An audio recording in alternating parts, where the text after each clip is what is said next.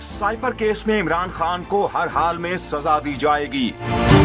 Supreme court bar के सदर ने बड़ा दावा कर दिया। आबिद जुबैरी का कहना था कि साइफर केस में इमरान खान से कोई जुर्म नहीं हुआ, लेकिन असल में सिस्टम चाहता है कि इमरान खान को सजा मिले, लिहाजा उनको सजा दिलवाने की पूरी कोशिश की जाएगी। लेकिन साइफर केस की कोई लीगल हैसियत नहीं है, लेकिन अब चालान भी आ गया है, जिसके बाद अब सबूत दिए जाएंगे और अगर सबूत साबित हो गए तो इमरान खान को सजा हो जाएगी।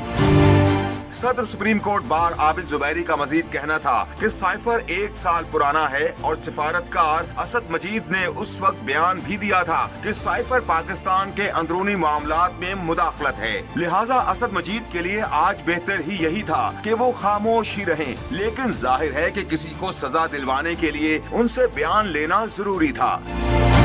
सदर supreme court bar Abid Zubairi ने कहा कि पाकिस्तान की हुकूमत के खिलाफ जो साइफर था उस पर डिमार्श भी किया गया था और कौमी सलामती कमेटी के इजलास में ही डिमार्श किया गया और इमरान खान की जानिब से किसी को साइफर दिखाया भी नहीं गया।